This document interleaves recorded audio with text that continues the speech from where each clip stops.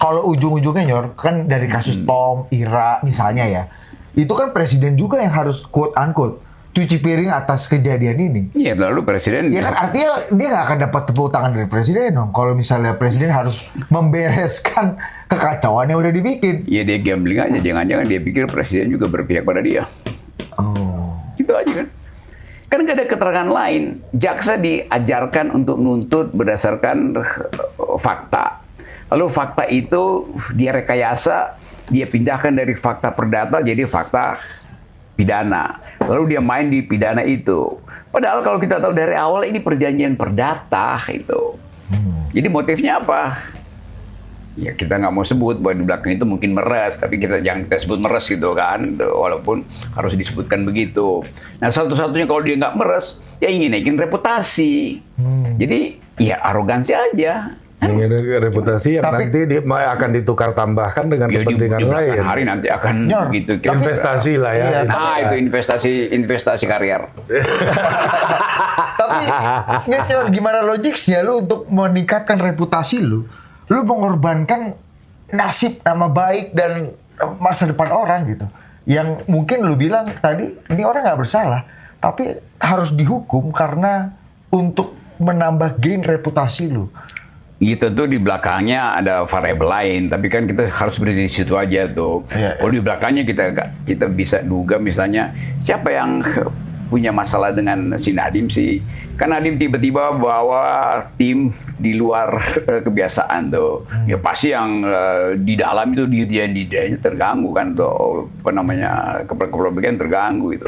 Lalu dianggap ini nggak bisa begitu. Iya, tapi kalau gue lihat misalnya staf gue goblok, ya gue bawa dari luar aja kan yang pinter-pinter kan. Gitu. Jadi tetap ada rasa iri birokrasi terhadap perilaku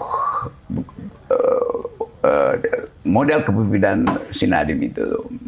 Nah, tapi gini Nyor, ini kita melihat potensi yang terjadi ya, bahwa let's say Nadiem ini sebagai langkah kompromi, ya kan, lu gua putus bersalah, tapi penjaranya mungkin cuma hukuman percobaan atau penjara cuma 1 tahun 2 tahun. Masalah tuntutannya gede banget. Berapa tahun? 18 itu kan tahun. ini kan gua bilang ada kompromi 19 tahun ya, 10 tahun tambah plus 5 triliun subsidi kurungan kan. Seperti yang dibilang sama Nyoroki tadi, bahwa di tengah jalan baru melihat nih compang-camping ini, dan banyak orang yang menyadari jangan-jangan nih ada langkah kompromi nih, biar jaksanya tetap punya marwah. Ya Nadiemnya nggak dihukum mukanya. Iya, hakimnya nggak dihukum berat-berat amat. Jadi bahkan di penjara 6 bulan atau 1 tahun pun menurut lu pantas? Ya malu dong si jaksa tuh nuntut tinggi masa cuma 6 bulan kan. Kan minimal 2/3 dari itu kan. 2/3 berapa? 2/3 dari 18 sudah dari 20 tahun, itu berat banget kan. Jadi kelihatannya jaksa itu menunggangi opini publik bahwa Nadiem bersalah karena dia nambah kekayaan, dan itu karena dia orang kaya tadi, dia orang kaya itu. Orang bertanya, kenapa lu soal bela Nadiem? Gue nggak bela Nadiem, gue mempersoalkan cara jaksa menyusun argumentasi, itu aja. Ini akademik, ini sebenarnya banget gue ngajar. Kan gue ngajar di Mahkamah Agung soal legal reasoning. Mahkamah Agung itu punya sekolah, semua hakim mesti ikuti kuliah gue legal reasoning. Gitu.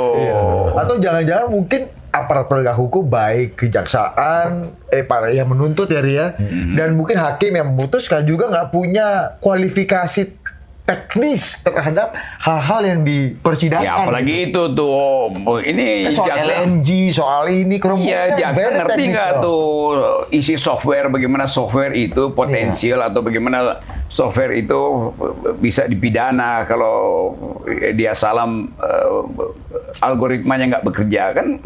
Itu kan cuma soal pilihan efisiensi dari Chrome itu kan. Iya. Dan itu sangat teknis kan. Ini sangat teknis lah itu. Iya, belum tentu barang ini tahu kan soal teknis-teknis gitu. Iya, dan sampai sekarang Chrome-nya nggak ditarik kok dari. Betul. Kalau Chrome-nya itu dianggap tidak efisien, dengan kata lain karena Chrome yang dipilih maka negara rugi. Ya mestinya Chrome-nya dibatalin dong. Iya.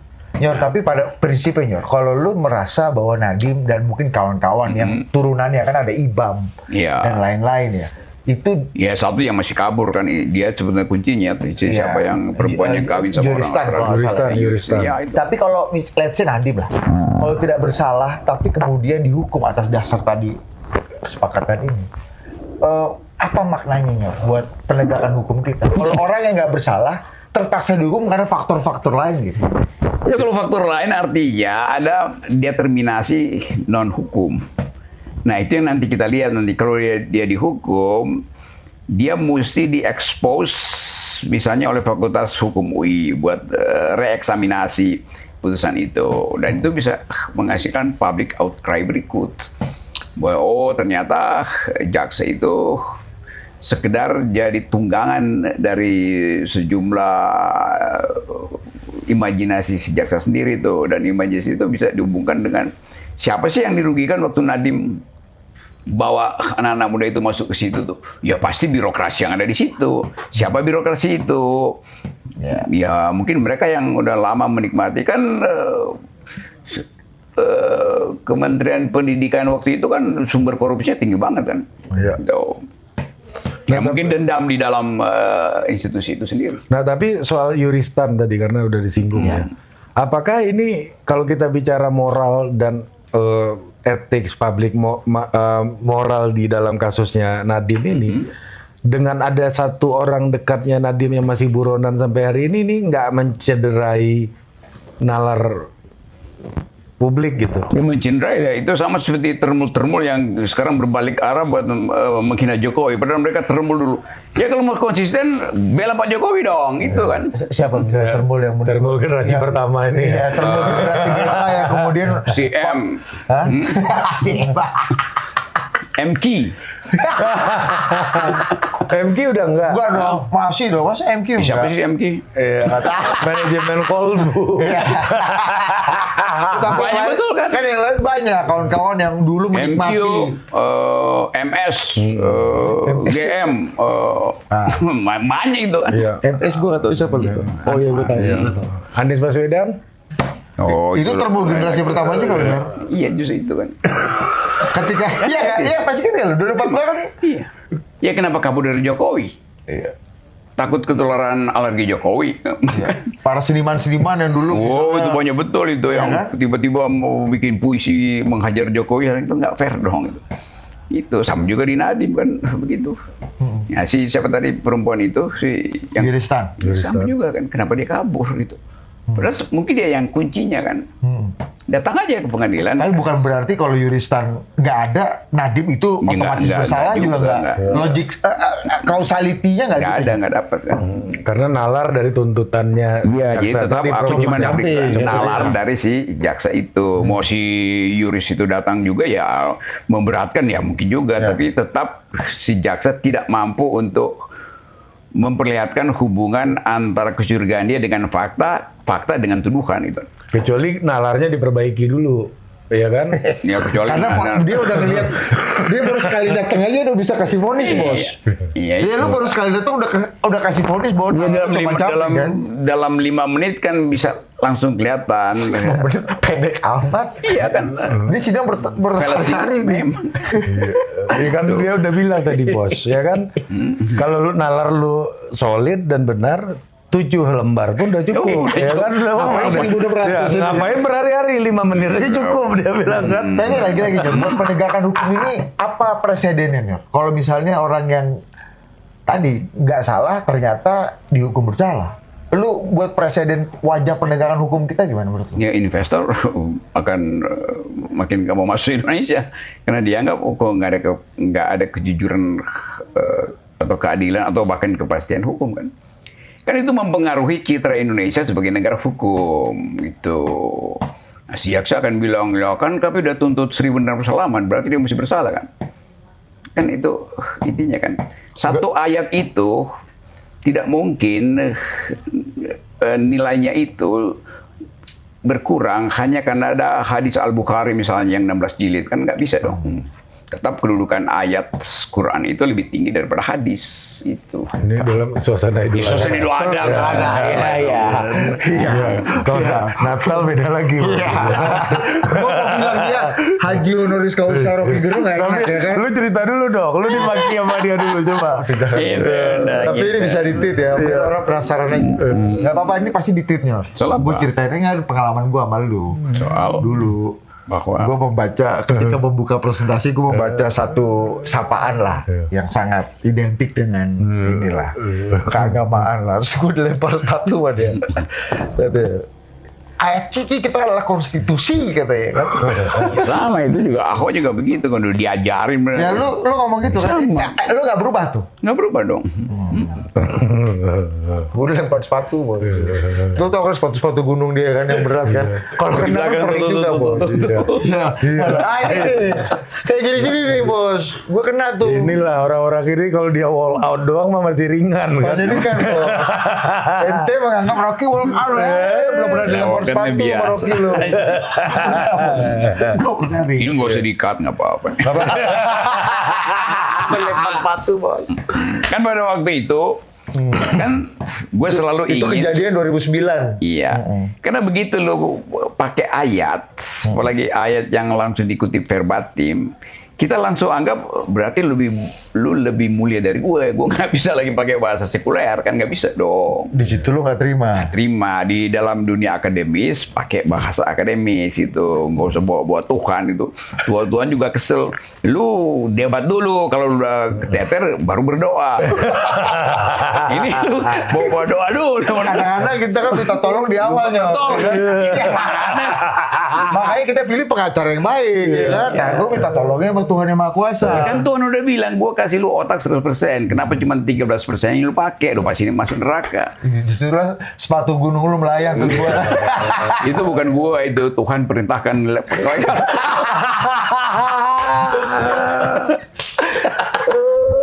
Ini pengalaman Gitu. ini.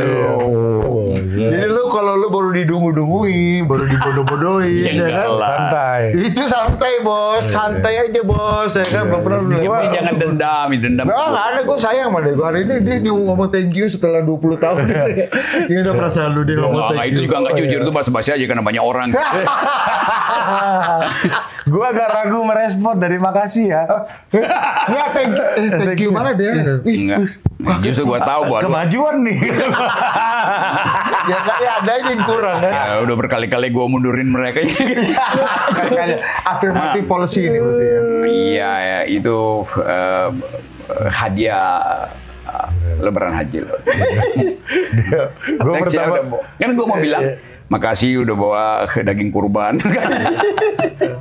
gue ingat banget bos dulu dia bos. Jadi ini buka pidato soal apa namanya nih, bedah Apa lagi? buku ayat-ayat evolusi itu dulu tuh di FIB tahun 2009. Terus Kita nih era 2009 Iya. oleh kena maki dia. Dia pakai peci ini bos, bagi topi putih ini loh bos. Ini kiai mana nih kata gua? Kiai mana nih pidato nih? ya namanya juga bicara ayat evolusi kan, Iya. agama kan nggak percaya evolusi gitu. Pakai topi Yahudi ini bos, aneh banget kan? Rocky mau kayak rabai ini. bos. Rabai. Ya, dia musuh-musuh waktu itu dia lagi banyak menentang kaum fundamentalis bos. Iya. Jadi waktu itu Ayu Utami baru menangkan hadiah atas karyanya Bilangan Fu. Bilang, Ayu Utami, selamat kamu sudah menang itu atas karyamu Bilangan Fu. Kita sekarang menghadapi juga problem namanya Bilangan Fu. Fuck fundamentalis. Gue bilang fufu bukan fu fafa ya.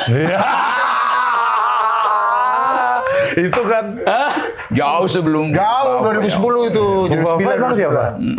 Siapa Fufa siapa? Ya murid gue. Maksudnya kita kan Iya. Gitu. kembali ke Nadiem Ya, lagi. oke. Menurut lu Apa sih Nadiem? Pak Prabowo perlu membereskan kan kalau oke lah kita sepakat lah. Jaksa membuat banyak Nalar yang cupang camping. nalar cuman camping. Pakai bahasa dia bos. Biar gak kena delik kita bos ya kan. Nalar yang cuman camping. kalau misalnya pengadilan tidak bisa membenahi nalar yang compang-camping itu, artinya kan orang yang tidak bersalah dihukum bersalah. Menurut lo presiden perlu turun tangan lagi nggak, Nyor? Dengan sendirinya, karena presiden udah pernah buat stare decisis. Stare decisis artinya decision yang berbasis pada sesuatu sebelumnya tuh, yaitu pemberian gracia atau amnesti segala macam kan. Kan kasusnya sama pada Ira, pada Tom Lembong, pada Hasto kan. Jadi presiden bukan presiden sebetulnya, Nadiem gue kira yakin bahwa Prabowo akan bukan intervensi, akan konsisten bahwa ini tidak ada delik itu, jadi pasti akan dianulir itu keputusan hakim nanti kan. Tapi kenapa? Atau mungkin hakim yang udah anulir duluan karena merasa bahwa ini kan sama. Ya. Kan belum ditusin, kan baru tuntutannya belum diputusin. Dan akan pledoi sebentar lagi Ya, kan? pasti pledoi itu. Iya. Dan mungkin saja hakim akan meringankan tugas presiden gitu, Nyor, untuk membenahi nalar yang compang-camping ini. Kan kalau meringankan akan mengikuti tradisi. Kan di dalam hukum ada konvensi juga tuh, bahwa kasus sejenis di masa lalu sama dengan kasus ini, maka putusannya harus sama dengan di masa lalu, yaitu dia dibebaskan. Nah, di masa lalu itu kan karena presiden memberi hak prerogatif dia, gerasi dan amnesti itu. Nah, hakim tentu menganggap ngapain bebanin presiden lagi, kan dia udah tahu bahwa oke, itu artinya sama kasusnya. Atas dasar presiden itu, hakim akan bilang tidak ada pidana di situ tuh. Meskipun tuntutan jaksa agak serius angkanya ya. Ya itu sama aja tuntutan Tom Lembong sama Ira juga tuh. Ini paling Iya, apalagi kalau paling Fatal yang Ira aja itu nggak masuk akal, apalagi segi. Tapi lu sebagai teman diskusi Prabowo Subianto Jangan ulang itu. Itu cuma beberapa kali lah gue diskusi sama presiden, bukan teman beneran lah itu. Oh, dia nggak mau diskusi, bos. maunya berunding. Tapi Jar, Presiden Prabowo, Pak Prabowo lah, berapa kali ke sini Jar, ke tempat lu ini? Ini karena ini satu jalur nih. Lu berapa ratus meter ya? Yang jelas berkali-kali, yaitu lewat di depan. Gitu. Tapi menurut lu sebagai orang yang mengenal Pak Prabowo lah dengan cukup baik lah, Pak Prabowo akan turun tangan kalau memang hakim pun tidak bisa menyelesaikan problem ini dengan baik. Hakim pasti bisa menyelesaikan sebelum Prabowo turun tangan. Kenapa? Di prinsipnya kan nggak mungkin setiap kali presiden turun tangan dong. Presiden sudah kasih secara implisit, sudah beri sinyal ketika Tom Lembong, Hasto, dan Ibu Ira itu dilepaskan dari tuntutan hukum atau diberi, ya Presiden memberi teguran sebetulnya pada sistem pengambilan keputusan pengadilan kita. Dan lu yakin lah Pak Prabowo kalau akan Ya, bukan Pak Prabowo, jangan lu Prabowo lagi. Hakim akan membaca secara implisit Presiden pasti punya pikiran yang sama dengan kasus sebelumnya yang juga diputuskan berdasarkan pada waktu itu intervensi presiden. Intervensi artinya presiden menganggap itu melalui hak dia untuk membebaskan dalam bentuk gerasi atau amnesti. Bukan presiden intervensi, presiden memakai hak dia. Kenapa nggak di tengah aja, Nyor? Presiden kan, kejaksaan kan tetap under the presiden kan. Ya, kenapa nggak presiden dari tengah atau dari awal aja kalau melihat ini udah cacat logik gitu ya? Presiden kan juga ingin nonton dulu kan prosesnya lama supaya kelihatan bahwa dia mengerti itu gitu. Ya, dan mungkin untuk menunjukkan bahwa tidak ada problem dengan Nadiem, mungkin biarin aja kan. Habisin dulu lah kira-kira. Iya.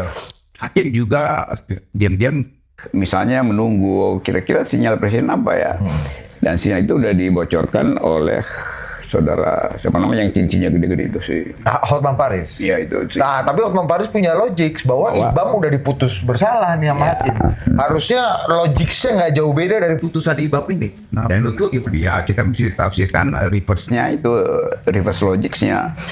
Iya, Hotman mau bilang bahkan Sebetulnya IBAM juga nggak boleh dihukum kikir begitu.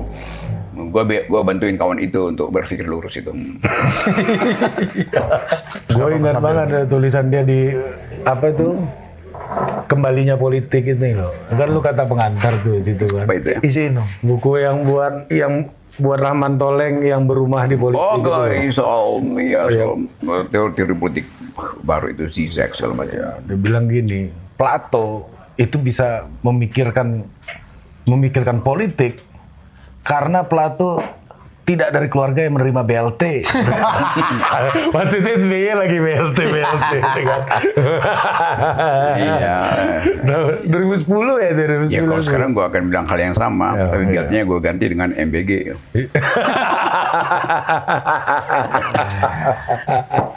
Aduh. Ya, apa lanjut? Ya ini apalagi ya, ini banyak nih yang paling baru nih, Ayo. Yor.